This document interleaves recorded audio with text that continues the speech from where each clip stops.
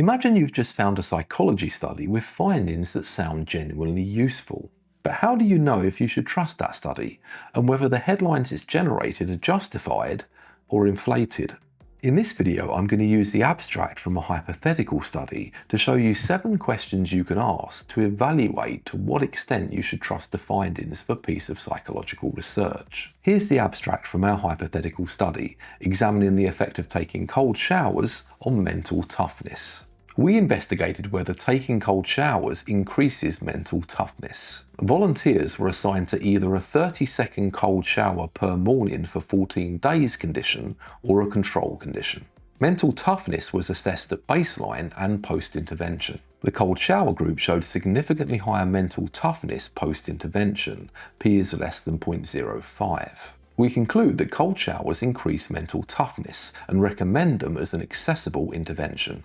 So let's find out whether our hypothetical example stands up to scrutiny. Remember that an abstract is only a summary, so we shouldn't be treating every missing detail as a flaw in and of itself. Rather, we should be using the abstract to generate questions that we can then search for answers to in the full research paper. Question 1. Does the design of the study warrant the claim being made?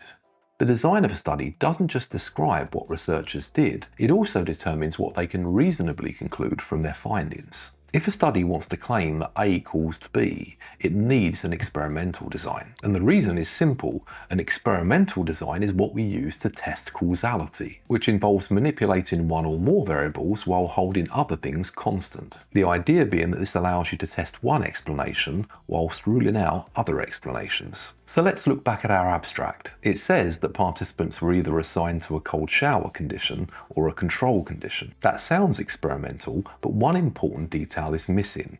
Was the assignment to conditions random? Because if it wasn't, the groups might have differed before the cold showers even started. For example, the people who ended up in the cold shower group might have already been more motivated, more comfortable with discomfort, or already doing other difficult things like intense training. And if that group achieves higher mental toughness scores later on, well, you don't know what caused it.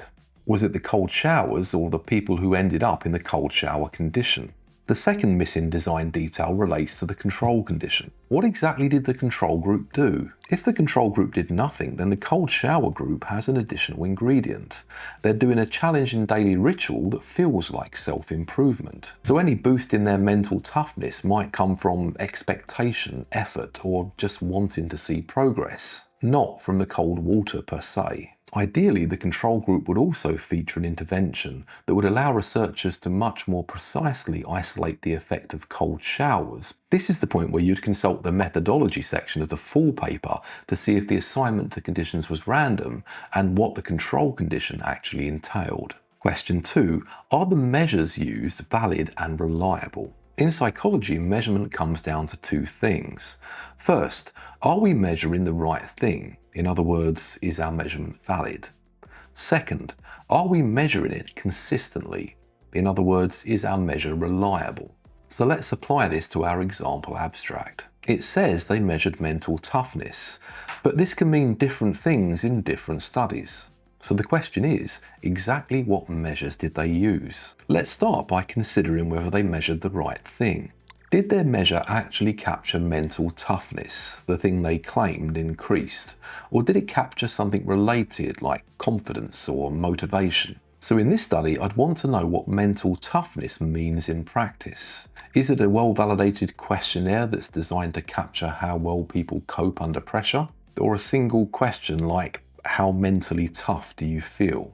Because a single self-rating could translate to, how proud am I that I did cold showers? And that would support a different conclusion. It might mean that cold showers increase confidence in being disciplined, not necessarily that cold showers make you mentally tougher. Now let's turn our attention to reliability. If we use the same measure on the same person the following day under the same conditions, would we get roughly the same result? And that's where poorly designed measures can be a problem, because they're more vulnerable to random influences. So your score can fluctuate even if the thing that's supposed to be being measured hasn't changed.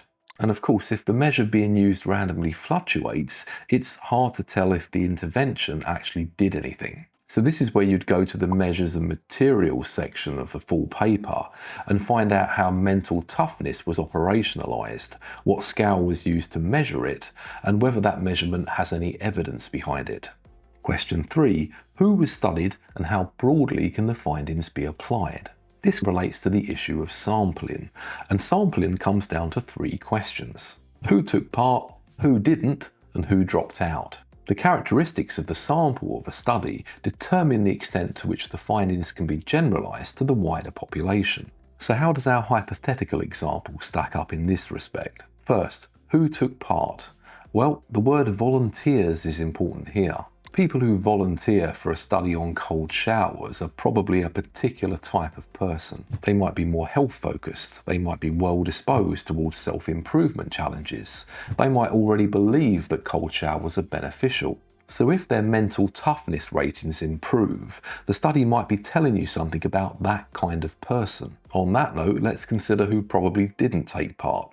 Anyone who hates cold water, anyone with certain health conditions that might be aggravated by cold water, and anyone who works shifts and can't always do a morning routine. It's questionable whether the results from a self-selected study on cold showers would apply to these groups of people. Let's also consider the issue of who might have dropped out, which is particularly salient in studies that involve an uncomfortable intervention.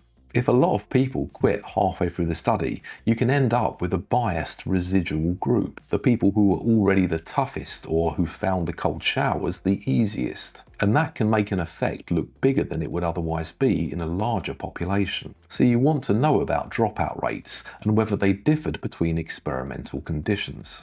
To find out about this, you need to go to the participants section of the full paper to see how many people were recruited, and then the results section to see how many of the people recruited generated data that was used in the analysis. Question 4.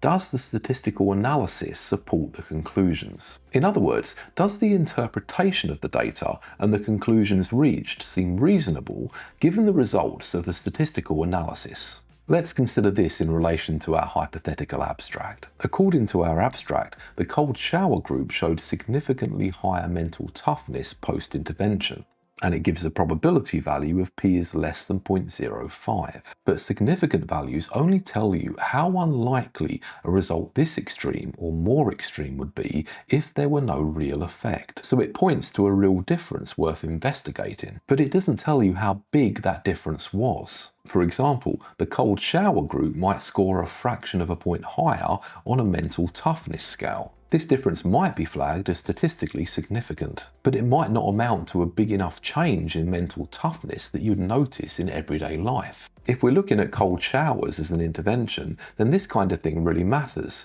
because if the benefits are very small, they might be outweighed by the daily discomfort for most people. So when I'm looking at the results section of a paper, I want to see more than just probability values being cited.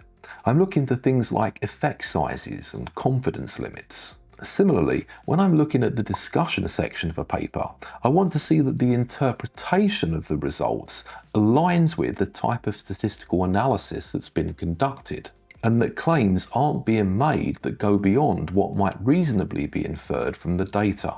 Question 5. Has the study been reported clearly and comprehensively enough to evaluate and repeat? This question is all about clarity and transparency, and we're looking for 2 things here. First, is the study described clearly enough to evaluate? Second, is the study described comprehensively enough for other researchers to replicate it? This is important because research gains trust by being checkable. If the abstract generates questions that can't be answered by consulting the full paper, that's a problem. For example, if key details about experimental methodology are missing, that makes the study much harder to interrogate. So based on our hypothetical abstract, what kind of questions might I want answered by reading the full research paper? Well, first of all, I want to know what constitutes cold. 5 degrees, 10 degrees, as cold as your shower happens to go? I want to know how researchers confirm that participants assigned to the cold shower group actually took daily cold showers.